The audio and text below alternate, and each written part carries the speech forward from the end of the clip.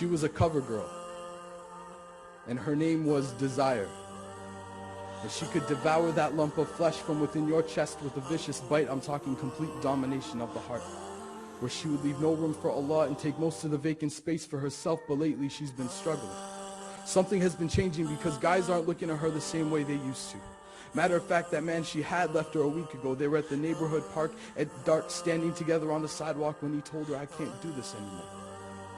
We were born Muslims. If I die right now, what happens to my soul?" And he turned and walked away. He left her there to the relentless winds that nibbled at her exposed thighs, because the shorts she had worn that night couldn't fit a girl who was 5 years old. It was cold. Left to her own thoughts and memories, she begins to walk home and flashes back to when she was 13. 2 days after 9/11, the world came together and started dialing 911 emergency calls, calling out for help, publicly denouncing the religion, saying our ummah at large is a threat to the world, and they pointed the finger at her. Told her she doesn't belong here, that the scarf that drapes around her face is a symbol of the apocalypse, that it makes her a terrorist. She should go back to where the Arabs live. So is it to anyone's surprise that every day in grade 9, she would get a ride to school, leaving behind parents who were proud of her dedication to her faith. But upon getting to class, she'd take off the hijab and let her hair fall down her face. She didn't want to be an outcast. And this was just the beginning. Because at the age of 16, she started collecting glamour magazines. Wasn't sure who she was in regards to her identity, but it says here that maybe it's Maybelline. Dressed her full of makeup and fake stuff. Her mom and dad loved her. They begged her to wake up. Remember who you are, darling. No matter what you've done, your identity is not lost to Allah. Turned back, but she ignored the call.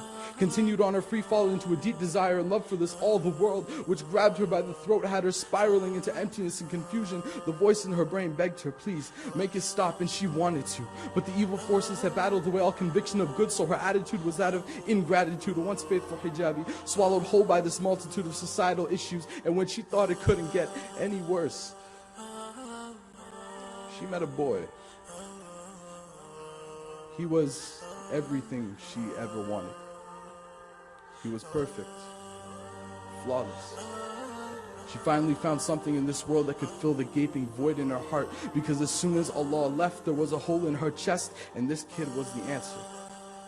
And so the dance began. She could have followed the hadith, but instead she followed him. She could have found solace in Allah, but she confided in him. She could have gotten a hug from mom, but she found open arms in him. She could have kissed the Quran, but she decided to kiss him. She could have shown herself to none, but instead she showed herself to him, until it became a whirlwind of colors, breath, and skin, and a black hole opened up in her universe, and the deed was done. Even herself exposed like camera films in the sun, like the film they'd recorded of her and him. There was no turning back. And that's when she snaps out of her sunken memories. Remembering who she was, but not sure how to make amends, she runs home to her bed. She feels so ashamed she can't help it. She feels like she needs to cover herself up out of humbleness and shame of her bad deeds, like when Adam and Eve covered themselves with leaves after eating those fruits off the forbidden tree. She pulls the blankets over her body and cries herself to sleep, whispering with the last blotch of light left in her heart, please, Allah forgive me. Please, Allah forgive me. From there, it was quite a long journey. Asking forgiveness from her parents, going back to prayer. She lost all her friends, but their souls were transparent anyways, and she knew it. She needed structure, but it's hard to do. So every time she feels like going back, she remembers. She was a cover girl.